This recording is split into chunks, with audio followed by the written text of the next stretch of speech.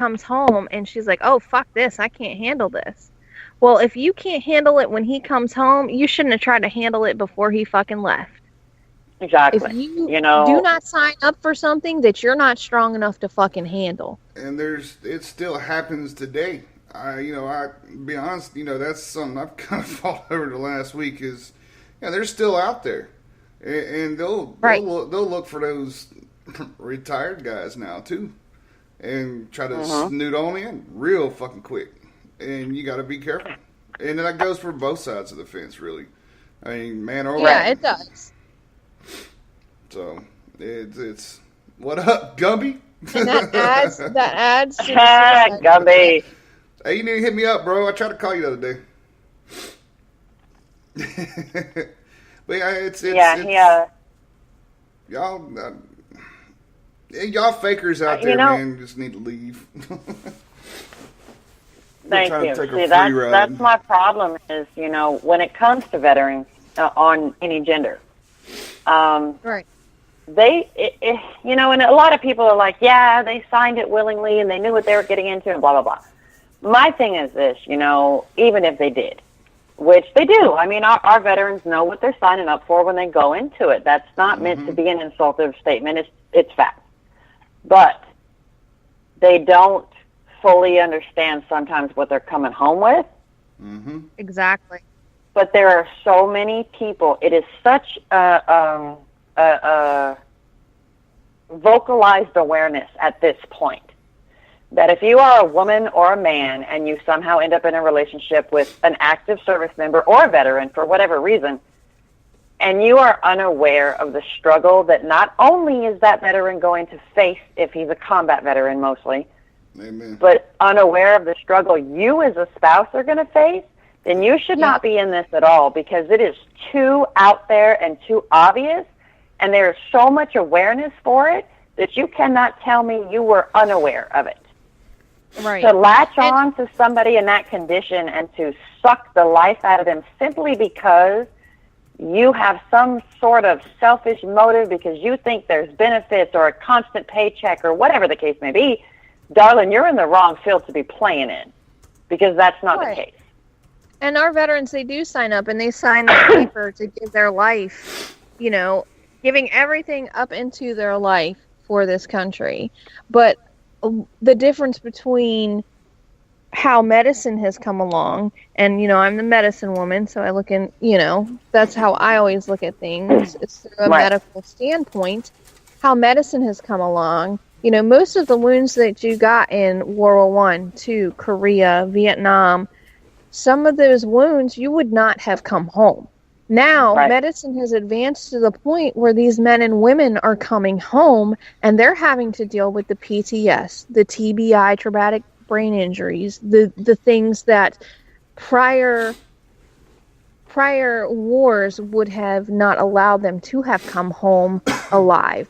And so that's the thing you have to look into because, in all honesty, they sign to give their up into their life, but our veterans don't realize, when they come home, there's different things that they're now dealing with that the prior veteran community did not have to deal with. And that's where medicine is trying to catch up at this point.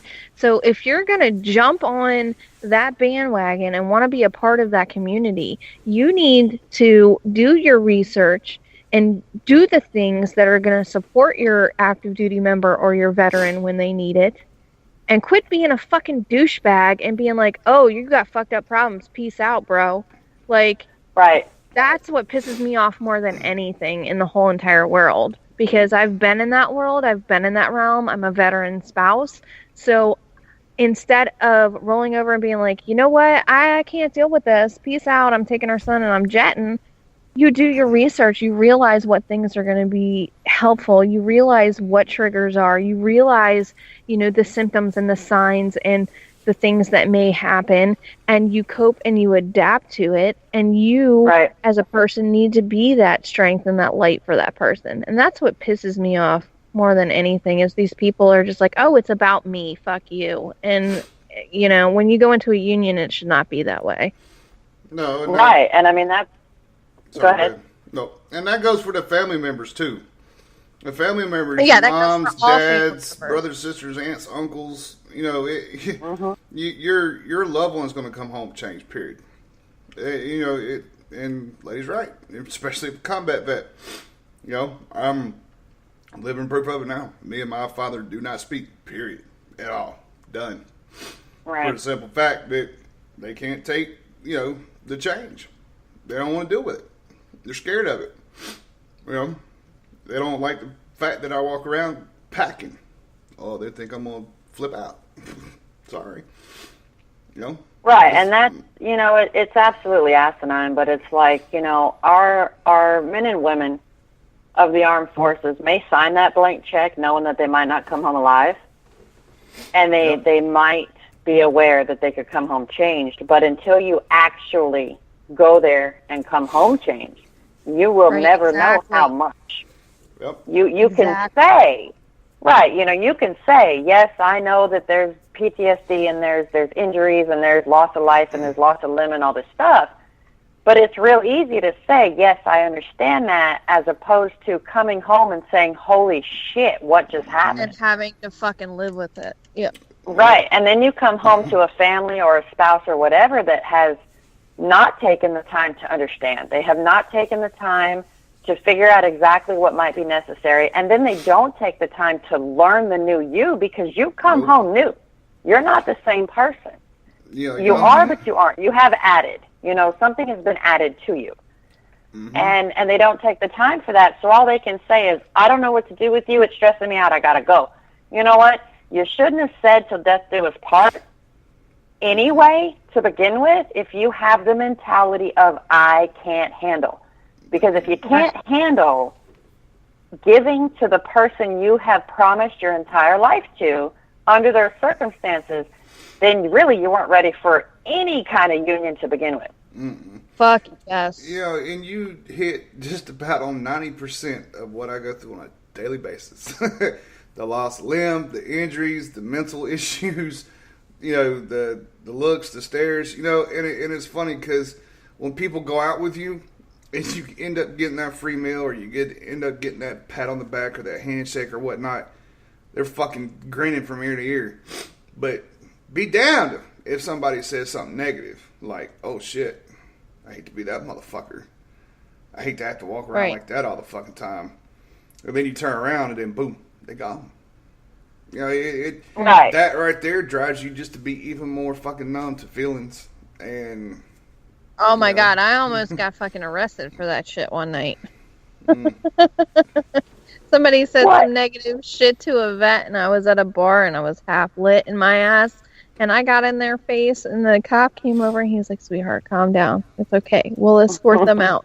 And I'm like, well, he needs to learn his fucking place, and if you're not gonna do it, I'm gonna take it out to the parking lot. And this dude was like fucking 6'1". Don't matter. I'm the same way. Don't matter. No fucks. Like, I'm like, seriously? You're going to sit here and rag on him because he gives you the freedom to be a fucking douchebag with your fucking jeans hanging halfway out your ass and your fucking boxers hanging out? Bring it. Yep. That's a prison thing, by the way. Just saying. Oh, yeah. It lets them know how much of a bitch they're willing to be, depending on how low the pants are. Just saying. Historical fact.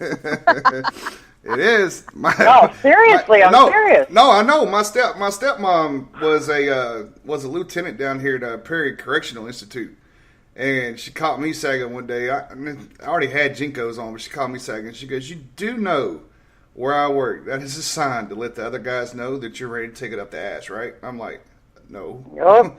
She's like, "Yes." He started wearing khakis and fucking button-up shirts every day after that. Polos and shit. Hey, with the belt. I wore my Jinkos. You know what? I need to go get some more Jinkos. That would probably be badass with my fucking prosthetic. I wore Jinkos, what? They're coming out with Jinkos again. I love Jinkos. I don't care what nobody says. Yeah, they're coming back out with them. Oh, I love Jinkos. I had them booty shorts that made my ass look good. Oh my god, girl. Well, Jinkos is coming back. I did this shit to where it looked decent. I didn't have the chains and all the shit, but you know, I wore the dress shirts, collar shirts with it. I didn't have the pants leg as big as my waist, but I mean, of course, they're going to be a little bit bigger. But I mean, I actually miss Well, them. yeah, they're Jinkos. They're supposed to be. Yeah. But, I did have a pair that, my legs were like 38 inches around. That's pretty badass. I'm just saying, when you can't see my shoes, I found the right pair of Jinkos. There you go. Okay. Right, exactly. When it looks like I'm floating. That's right. Cut my shit. Yep. The pants don't even move with your steps because they're so big they move before you. That's the right set of Jinkos. Just saying. Shit. Where'd you see them at? Because I got to go get me some. I do. Actually, Kevin, my little bro Kevin in here in the chat, posted a link. I think it was a link or a screenshot of something that Jinkos were coming back. I'm not sure where they're bringing them. Like, I don't know which store they're bringing them to, but I know they're coming back. I'm stoked. I always like the characters on them. Hey, Kevin, if you don't mind, man, post that link up on my page there, bro, so I can check it out.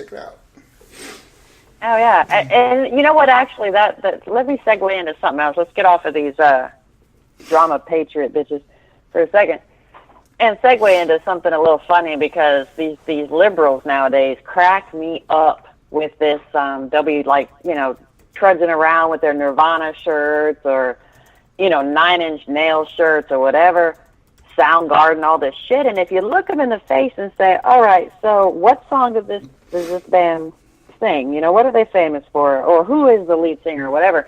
They'll look at you and be like, oh, it's a band. and I just want to rip their faces off. I'm like, look, okay, first of all, back in the day, I'm not that old, but back in my day, okay, because I'm not that old, back in my day, it was all about skating, having fun, chilling. Everybody was calm. Like I said, we had our Jinkos and our white tank tops, our skateboards, our black and white velvet Nikes. Yep. That was our thing. We were rocking out to Nirvana and Soundgarden and 9-inch Nails and all these. Oh, you bring back memories. Right, and I'm sitting here and I'm like, yo, don't wear my shit. Don't take over a culture that was, and it's so funny because, right, we were the subculture, and it's ironic to me now that the subculture generation is now the silent majority, societal group that is trying to fix our country. But if you go back and you listen to our music, Nirvana, Kurt Cobain flat out basically predicted exactly what is happening right now. Yeah. Yep. In an interview he did. Our subculture is what's taking over as far as the silent majority. And these little twat waffles are trying to take over our subculture with their anti-subculture, calling themselves subculture. I'm like, you ain't nothing more than the dweeby kids that were sitting at the table that we were skating circles around, protecting from the damn bullies on the football team. Yep. That's exactly what these fucking liberals are. Yep. It's ridiculous. Like, seriously ridiculous. I'm like, take my shirt off. You take it off. You're making my entire generation look like shit. Remove it. Seriously. Yep. Well, I'd love to stay and chat with you guys, but I'm freezing my ass off, and I gotta go to bed. Get out of the fucking north. I'm working on it. Right? To the south, woman. Right. I'm working. People quit doxing my business, and maybe I could. Hey, that ain't even my fault. That's what happens when you come to my page. These people are relentless, man. I'm just fucking around. All right, I love you guys. Have a good night. You too, Smash. Love you too. Take care. Bye, sweetie. Right a row. Yeah, it's just, man, the whole world seems upside down and topsy-turvy. And I got some people in here that are like, I miss the 70s. You're making me so old. Now, listen, don't get me wrong. I love classic rock as far back as it goes. I mean, I listen to older stuff, Patsy Cline, Elvis, all that. I love it. I truly do. But remember, y'all, I'm 32. So my growing up was in the 90s. That was like early 90s. That was my time. But I fully respect and I still promote anything past my time because those are some good damn days. Oh, yeah. And I'm 37, and I was right there with you. One thing, a little hard on my side because I was the Jinko wearing skater dude